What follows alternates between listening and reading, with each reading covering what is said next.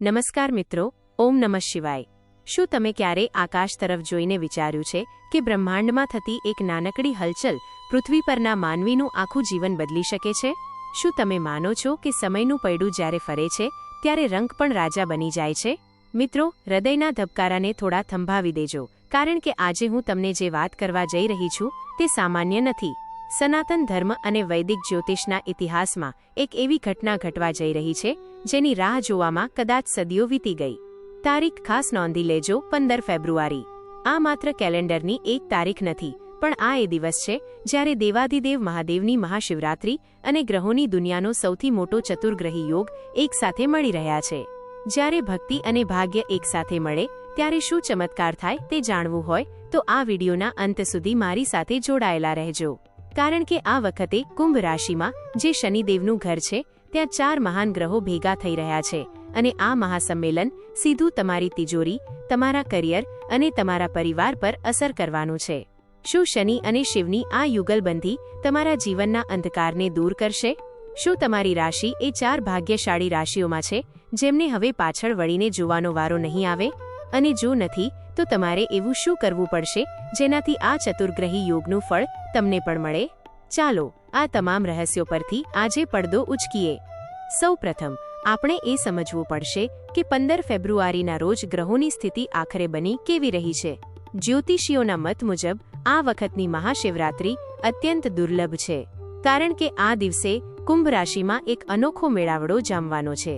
કુંભ રાશિ એટલે ન્યાયના દેવતા શનિદેવની રાશિ। હવે કલ્પના કરો કે શનિના આ ઘરમાં અત્યારે માયાવી ગ્રહ રાહુ અને બુદ્ધિના કારક બુધ પહેલાથી જ બિરાજમાન છે, પણ 15 ફેબ્રુઆરી આવતા ગ્રહોના રાજા સૂર્ય અને ઐશ્વર્યના દેવતા શુક્ર પણ આ જ કુંભ રાશિમાં પ્રવેશ કરશે। એટલે કે એક જ રાશિમાં સૂર્ય, શુક્ર, બુધ અને રાહુ આ 4 ગ્રહો એકસાથે બેસશે। જ્યોતિષની ભાષામાં આને ચતુર્ગ્રહી યોગ કહેવાય છે, અને સોનામાં સુગંધ એ છે કે આ બધું શનિની રાશિમાં થઈ રહ્યું છે અને દિવસ છે મહાશિવરાત્રિનો, એટલે કે શનિ અને શિવ બંનેની કૃપા એકસાથે વરસશે। શિવજી જે શનિદેવના ગુરુ છે અને શનિદેવ જે કર્મોનું ફળ આપે છે, આ બંને શક્તિઓ જ્યારે એક થશે ત્યારે પૃથ્વી પરના અમુક જાતકોનું ભાગ્ય બદલાયા વગર રહેશે નહીં। તો ચાલો હવે આપણે એક પછી એક એ 4 નસીબદાર રાશિઓ વિશે ઊંડાણપૂર્વક વાત કરીએ જેમના માટે કુબેર ભંડારીએ પોતાના ભંડાર ખોલી દીધા છે। આ યાદીમાં સૌથી પહેલું નામ આવે છે મેષ રાશિનું। મેષ રાશિના જાતકો, અત્યાર સુધી તમે જે સંઘર્ષ કર્યો છે તેનો અંત હવે દેખાઈ રહ્યો છે। 15 ફેબ્રુઆરીએ કુંભ રાશિમાં બની રહેલો આ ચતુર્ગ્રહી યોગ તમારા લાભ ભાવ એટલે કે આવકના સ્થાનમાં સક્રિય થશે।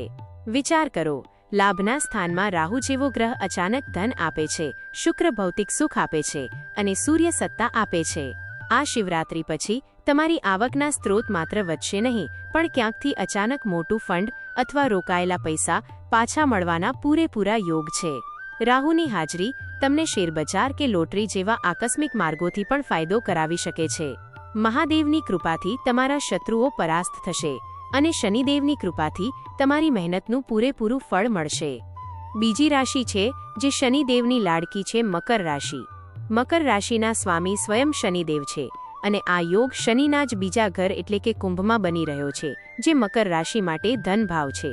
મિત્રો, મકર રાશિવાળાઓ માટે આ સીધો ધન સાથે જોડાયેલો મામલો છે। 15 ફેબ્રુઆરીથી તમારા બેંક બેલેન્સમાં વધારો થતો જોવા મળશે। બુધ અને શુક્રની યુતિ તમારી વાણીમાં એવી મીઠાશ અને ચાતુર્ય લાવશે કે તમે તમારી વાતોથી જ સામેવાળાનું દિલ જીતી લેશો અને તમારું કામ કઢાવી લેશો। જે લોકો કૌટુંબિક વ્યવસાય સાથે જોડાયેલા છે તેમના માટે આ સુવર્ણ સમય છે। શિવજીના અભિષેકથી તમારા પરિવારમાં જે પણ ક્લેશ કે ગેરસમજ હશે તે દૂર થશે અને ઘરમાં શાંતિ સ્થપાશે। હવે વાત કરીએ ત્રીજી રાશિની, જે છે તુલા રાશિ। તુલા રાશિના સ્વામી શુક્ર છે અને શુક્ર પોતે આ ચતુર્ગ્રહી યોગમાં સામેલ છે। તુલા રાશિના જાતકો માટે આ યોગ પંચમ ભાવમાં બની રહ્યો છે, જે શિક્ષણ, પ્રેમ અને સંતાનનો ભાવ છે। જે યુગલો સંતાન પ્રાપ્તિ માટે ઝંખતા હતા તેમના માટે મહાશિવરાત્રિ સારા સમાચાર લાવી શકે છે। પ્રેમ સંબંધો માટે આ સમય યાદગાર રહેશે। જો તમે કોઈને પ્રેમ કરો છો અને લગ્ન કરવા માંગો છો તો 15 ફેબ્રુઆરી પછી વાત આગળ વધારજો, સફળતા મળશે। કલા, ફિલ્મ, ફેશન કે મીડિયા સાથે જોડાયેલા લોકો માટે રાતોરાત પ્રસિદ્ધિ મળવાના યોગ છે। મહાદેવની ભક્તિ તમને માનસિક શાંતિ આપશે અને શનિદેવ તમને શિસ્તબદ્ધ બનાવશે. અને છેલ્લે ચોથી અને અત્યંત શક્તિશાળી રાશિ છે સિંહ રાશિ. સિંહ રાશિના સ્વામી સૂર્યનારાયણ છે અને સૂર્ય પોતે આ યોગનું નેતૃત્વ કરી રહ્યા છે. સિંહ રાશિ માટે આ યોગ 7મા ભાવમાં એટલે કે ભાગીદારી અને દાંપત્ય જીવનના ભાવમાં બની રહ્યો છે. આમ તો સૂર્ય અને શનિ શત્રુ ગણાય છે, પણ શિવરાત્રિના દિવસે શિવકૃપાથી આ દોષ શમી જશે. વેપારમાં જો કોઈ પાર્ટનરશિપ કરવાની હોય તો આ શ્રેષ્ઠ સમય છે. નોકરી કરતા લોકોને પ્રમોશનની સાથે મનગમતી જગ્યાએ ટ્રાન્સફર મળી શકે છે. સમાજમાં તમારું વર્ચસ્વ વધશે. તમારા જીવનસાથીના નામે કરેલું રોકાણ તમને મોટો ફાયદો કરાવી શકે છે. પણ મિત્રો સાંભળો, માત્ર રાશિમાં યોગ હોવાથી બધું મળી જતું નથી. દુર્લભ યોગનો અર્થ એ છે કે વાતાવરણમાં શક્તિ હાજર છે, પણ એ શક્તિને ઝીલવા માટે તમારે પાત્ર બનવું પડે. આ ચતુર્ગ્રહી યોગનો મહત્તમ લાભ લેવા માટે 15 ફેબ્રુઆરી મહાશિવરાત્રિના દિવસે તમારે એક વિશેષ વિધિ કરવી અત્યંત આવશ્યક છે. આ વિધિ ખાસ કરીને કુંભ રાશિ અને શનિદેવને ધ્યાનમાં રાખીને બનાવવામાં આવી છે. તો ખૂબ ધ્યાનથી સાંભળજો. મહાશિવરાત્રિના દિવસે સવારે વહેલા બ્રહ્મ મુહૂર્તમાં સ્નાન કરી લેવું. નહાવાના પાણીમાં થોડા કાળા તલ અવશ્ય નાખવા. શાસ્ત્રો કહે છે કે શનિની પીડા અને ગ્રહદોષ દૂર કરવા કાળા તલનું સ્નાન રામબાણ ઇલાજ છે. ત્યારબાદ શુદ્ધ વસ્ત્રો પહેરી શિવ મંદિરે જવું. ત્યાં જઈને શિવલિંગ પર સૌથી પહેલા ગંગાજળ અર્પણ કરવું. ત્યાર પછી કાચા દૂધમાં થોડી ખાંડ અને કાળા તલ મિશ્ર કરી ધીરે ધીરે શિવલિંગ પર અભિષેક કરવો. આ વખતે યાદ રાખજો, આપણે માત્ર શિવજીને જ નહીં પણ કુંભ રાશિના સ્વામી શનિદેવને પણ પ્રસન્ન કરવાના છે. તેથી અભિષેક બાદ શિવજીને બિલીપત્રની સાથે સાથે શમીપત્ર, ખીજડાના પાન અચૂક અર્પણ કરવા. શમીપત્ર શનિદેવને અત્યંત પ્રિય છે અને જ્યારે શિવલિંગ પર શમીપત્ર ચડે છે ત્યારે શનિદેવના આશીર્વાદ આપોઆપ મળી જાય છે.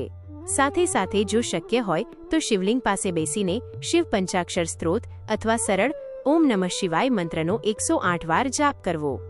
અને હવે એક ગુપ્ત ઉપાય જે તમારે 15 ફેબ્રુઆરીની સાંજે સૂર્યાસ્ત પછી કરવાનો છે. આ ઉપાય તમારા ઘરમાંથી ગરીબીને કાયમ માટે જાકારો આપશે. સાંજે પીપળાના વૃક્ષ નીચે અથવા શિવ મંદિરમાં જઈને સરસવના તેલનો દીવો કરવો. આ દીવામાં થોડા આખા અડદના દાણા નાખવા. દીવો પ્રગટાવીને મનોમન તમારી ઈચ્છા મહાદેવ અને શનિદેવને જણાવવી. આ ચતુર્ગ્રહી યોગના પ્રભાવથી તમારી પ્રાર્થના સીધી બ્રહ્માંડમાં ગુંજશે અને તેના પરિણામો તમને થોડા જ દિવસોમાં દેખાવા લાગશે. તો મિત્રો, 15 ફેબ્રુઆરીની આ તારીખ ચૂકતા નહીં. ગ્રહોએ તો તેમની ગોઠવણ કરી લીધી છે. હવે વારો તમારો છે ભક્તિ અને વિશ્વાસ બતાવવાનો.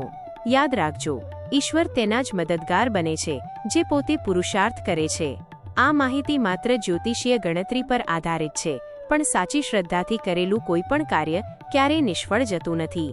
મહાદેવ તમારા જીવનના તમામ કષ્ટો હરી લે અને તમારા ઘરને સુખ સમૃદ્ધિથી ભરી દે એવી પ્રાર્થના સાથે આજની આ વાતને વિરામ આપું છું. જો તમને આ વિડીયોમાં આપેલી માહિતી સાચી અને ઉપયોગી લાગી હોય તો આ વિડીયોને લાઇક કરજો અને કોમેન્ટ બોક્સમાં પૂરા ભાવથી હર હર મહાદેવ લખીને તમારી હાજરી પુરાવજો. ફરી મળીશું એક નવા વિષય અને નવી ઉર્જા સાથે. ત્યાં સુધી સૌને મારા જય ભોળાનાથ. ઓમ નમઃ શિવાય.